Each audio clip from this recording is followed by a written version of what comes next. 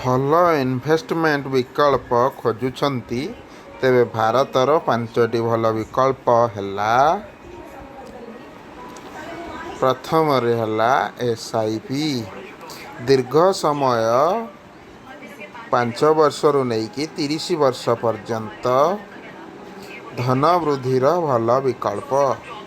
500ରୁ ମଧ୍ୟ ଆରମ୍ଭ କରିପାରିବେ ପ୍ରତି ମାସରେ। ଡେଲି 10 ଟଙ୍କା ବି ଇନଭେଷ୍ଟ କରିପାରିବେ। ଦ୍ୱିତୀୟରେ ହେଲା PPF ପବ୍ଲିକ୍ ପ୍ରୋଭିଡେଣ୍ଟ ଫଣ୍ଡ। ସରକାରୀ ଯୋଜନା ନିରାପଦ ଏବଂ କର ସୁବିଧା ମଧ୍ୟ ମିଳେ। PPF ହେଉଛି ଗୋଟିଏ ସରକାରୀ ଯୋଜନା ଯେଉଁଥିରେ କି ଟ୍ୟାକ୍ସ ବେନିଫିଟ୍ ମଧ୍ୟ ମିଳେ। ତାପରେ 3 ନମ୍ବରରେ ହେଲା ଫିକ୍ସଡ ଡିପୋଜିଟ୍ ବା FD। ଝୁଲୁ କମ୍ ମାନେ FDରେ ତମେ ନେଇକି ପଇସା ଫିକ୍ସଡ ଡିପୋଜିଟ୍ କରିଦେଲ, ସୁଧ ଯେତିକି ପାଇବା କଥା ସୁଧ ପାଇଲ, କୌଣସି ତମକୁ ରିସ୍କ ନାହିଁ। ବାସ୍ ଛୋଟ କିମ୍ବା ମଧ୍ୟମ ସମୟର ଲକ୍ଷ୍ୟ ପାଇଁ ଉପଯୁକ୍ତ। 6 ମାସ, ବର୍ଷେ, 5 ବର୍ଷ ପାଇଁ ଫିକ୍ସଡ ଡିପୋଜିଟ୍ ହେଉଛି ବେଷ୍ଟ। 4 ନମ୍ବରରେ ଆସିଲା ନ୍ୟାସନାଲ୍ ପେନ୍ସନ୍ ସିଷ୍ଟମ୍ ବା NPS ଆମେ ଯାଉ କହୁଛେ। ଅବସର ବା ରିଟାୟାରମେଣ୍ଟ ପାଇଁ ଦୀର୍ଘମିଆଦୀ ନିବେଶର ଭଲ ବିକଳ୍ପ।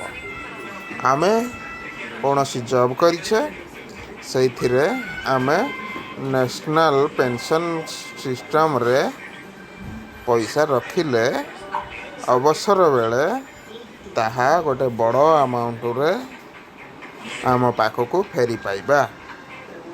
ତାପରେ ଆସିଲା ଗୋଲ୍ଡ ବା ସଭରେନ୍ ଗୋଲ୍ଡ କିମ୍ବା ଗୋଲ୍ଡ ETF। ପୋର୍ଟଫୋଲିଓର ବିବିଧତା ପାଇଁ ଭଲ ବିକଳ୍ପ, ଯେଉଁଟାକି ନା କମିବ ବେଶୀ ନା ବେଶୀ ବଢ଼ିବ। ସେଇଟା ହେଉଛି ମାନେ ବାଲାନ୍ସ ରଖିବା ପାଇଁ ଗୋଲ୍ଡ ବି ଆମେ ନେଇପାରିବା। ଆପଣଙ୍କ ବୟସ କେତେ ଏବଂ ପ୍ରତି ମାସ କେତେ ଟଙ୍କା ନିବେଶ କରିପାରିବେ, ସେହି ଅନୁସାରେ ମୁଁ ଓଡ଼ିଆରେ ସବୁଠାରୁ ଉପଯୁକ୍ତ ପ୍ଲାନ୍ ଆପଣଙ୍କୁ ବୁଝାଇ ପାରିବି।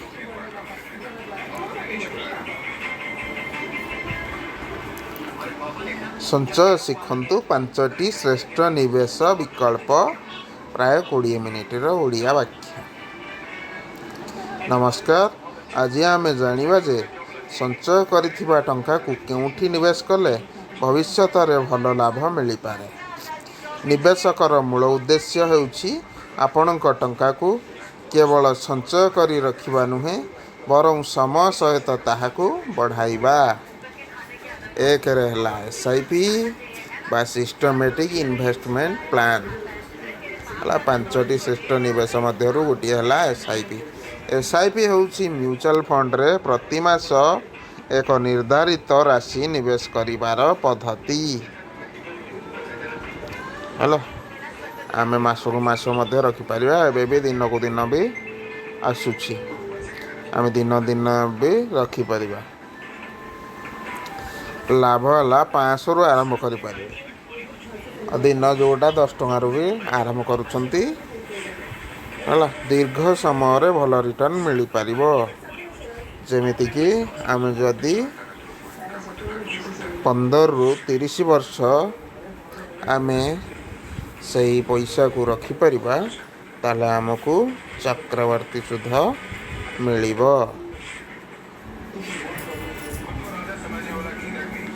ଚକ୍ରବୃତ୍ତିର ଲାଭ ବି ମିଳିବ। ହେଲା କମ୍ପାଉଣ୍ଡିଂ ଯାଉ କୁହନ୍ତି ଆମେ। କାହା ପାଇଁ ଉଦ୍ଦିଷ୍ଟ? ନା ଚାକିରି କରୁଥିବା ବ୍ୟକ୍ତି, ଛାତ୍ରଛାତ୍ରୀ ଆଉ ନୂଆ ନିବେଶକ, ଯିଏ ନୂଆ କରି ସଞ୍ଚୟ କରିବାକୁ ଚାହୁଁଛି, ତା ପାଇଁ ଏହା ଉଦ୍ଦିଷ୍ଟ। 2 ନମ୍ବରରେ ଆସିଲା PPF ବା ପବ୍ଲିକ୍ ପ୍ରୋଭିଡେଣ୍ଟ ଫଣ୍ଡ।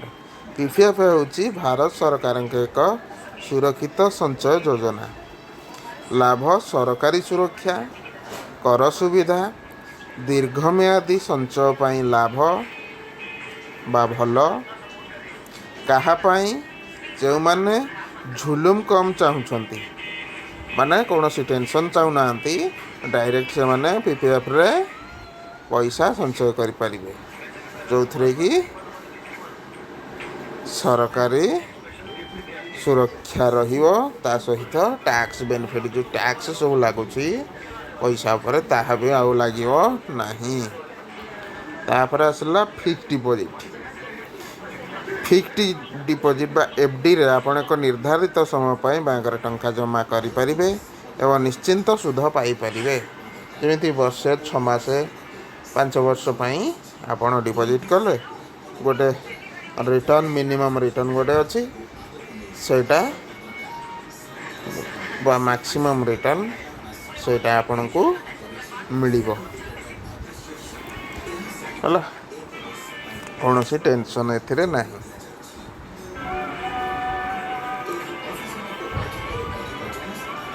निश्चिंत रिटर्न पाइबे। वृद्ध नागरिकों भल विकल्प होची एफडी। असुविधा कौन ना असुविधा होची एसआईपी तुलन में रिटर्न कम हो पारे है कहीं एसआईपी आमर मार्केट रे लगुच से मार्केट रे अधिक सुध मिलता है। 4 नंबर आसला एनपीएस नेशनल पेंशन सिस्टम। यह अवसर परवर्ती जीवन पर संचय करिवार योजना माने आम गोटे चाकरी करें आजिकल तो पेंशन मिलवा बहुत कष्टकर हो गलानी से आम गोटे नेशनल पेंशन सिस्टम रे आम जदि मासकु मास किसी पैसा रखा ताहले आम रिटायर्ड कला बेलू आम गोटे बड़ अमाउंट रे पैसा मिलिबो ता सहित पेंशन मध्य मिलिबो।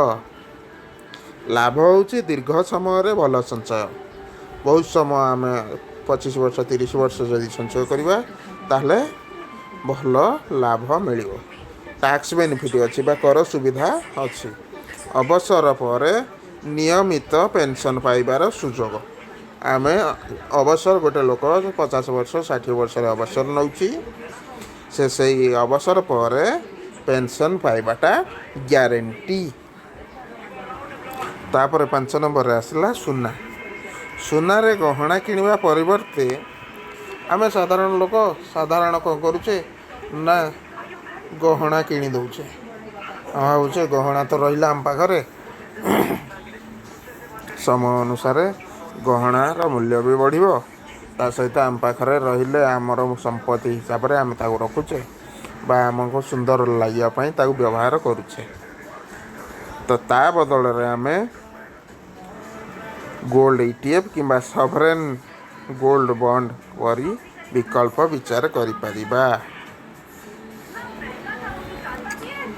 ताले लाभ होची महंगाई विरोध रे सुरक्षा।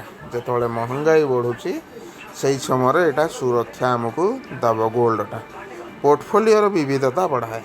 पोर्टफोलियो रे गोल्ड थिले बैलेंस जमिति कि बैलेंस आम पैसाटा अधिक कमे नहीं किंबा अधिक बढ़े नहीं। निवेश करने पूर्व मन रखंतु जरूरीकालीन खर्च पाई 3 ରୁ 6 मास जोटा कि जरूरीकालीन खर्च आमर चाकरी पड़ेगा कुआड़ू कौन बैलेंस आसला ना तो से कौन करने को पड़ो आमर ना टंका अलग रखीदे आम 6 मास जमी आम चाउल किणी दौचे 6 मास वर्ष चाषी जमी चाष करी वर्ष चाउल ता घरे रखीदे शस्य ता घरे रखीदे आम जमी गोटे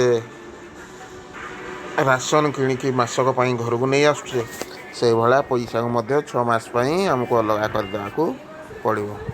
निज लक्ष्य अनुजाई निवेश करंतु। आमर लक्ष्य कौन आग को आमर कौन सी बड़ काम करवा घर करवा किंबा कौन सी काम करवा तो से आमको